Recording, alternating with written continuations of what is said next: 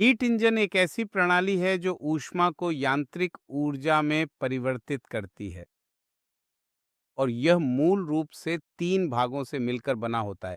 एक है स्रोत यानी उच्च तापमान वाला रिजर्वायर जिसे हम टीएच कह सकते हैं, और एक है निम्न तापमान वाला रिजर्वायर जिसे आप ठंडा रिजर्वायर या सिंक भी कह सकते हैं। इन दोनों के बीच में हमारे पास कार्यकारी पदार्थ होता है। कार्यकारी पदार्थ भाप, गैस या किसी अन्य प्रकार का भी हो सकता है।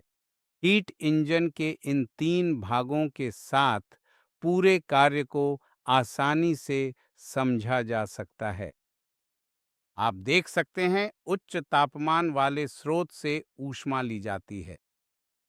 ऊष्मा कार्यकारी पदार्थ द्वारा अवशोषित की जाती है, जो मूल रूप से इस ऊर्जा का उपयोग कार्य करने में करता है। जब यह फैलता है तो कुछ ऊर्जा कार्य करने में उपयोग होती है और जो शेष बचती है वह ठंडे रिजर्वायर या सिंक में चली जाती है, जो निम्न तापमान पर होता है और जिसे सिंक या ठंडा रिजर्वायर कहा जाता है। फिर आप कह सकते हैं कि पूरा प्रक्रिया एक चक्र के चरणों में हुई है।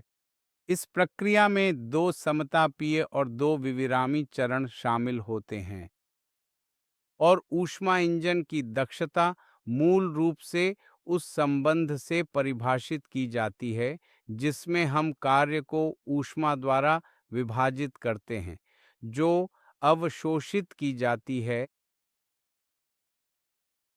कार्यकारी पदार्थ द्वारा उच्च तापमान वाले स्रोत से। कार्य है, आप देख सकते हैं, QH माइनस QL बटा QH। आप कह सकते हैं कि दक्षता कार्यकारी पदार्थ द्वारा किए गए कार्य और स्रोत से प्राप्त ऊष्मा पर निर्भर करती है। इसे इस प्रकार भी लिखा जा सकता है। हालांकि हम चाहे जितनी भी कोशिश कर लें, लेकिन दक्षता को एक के बराबर प्राप्त करना असंभव है, क्योंकि ऊष्मा के दोनों लेन देन की मात्रा कभी भी बराबर नहीं हो सकती। इनमें से एक मूल रूप से अलग ही होना चाहिए। QH की जो भी मान हो, QL जो रिजर्वायर को स्थानांतरित होती है, वह निश्चित रूप से उस ऊष्मा से कम होती है जो स्रोत से अवशोषित की गई थी। तो यह कभी भी एक नहीं हो सकता और कभी भी शून्य नहीं हो सकता। इस स्थिति में दक्षता कभी भी एक के बराबर नहीं हो सकती। अगर यह शून्य हो तभी यह एक के बराबर हो सकता है। तो इस तरह हम कह सकते हैं कि इंजन में ऊष्मा की दक्षता कभी भी 1 या 100% के बराबर नहीं हो सकती। जहाँ तक दोनों तापमानों का सवाल है, यानी स्रोत और सिंक का, हम इस संबंध को इस तरह भी लिख सकते हैं, T1 माइनस T2 बटा T1। जैसा कि आप जानते हैं, यह उच्च तापमान है और यह निम्न तापमान है। इसे इस तरह भी लिखा जा सकता है, 1 माइनस T2 बटा T1।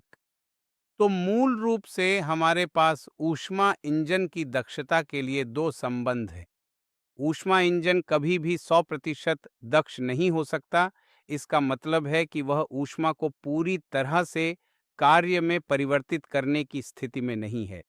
ये बातें यहाँ स्पष्ट रूप से बताई गई हैं।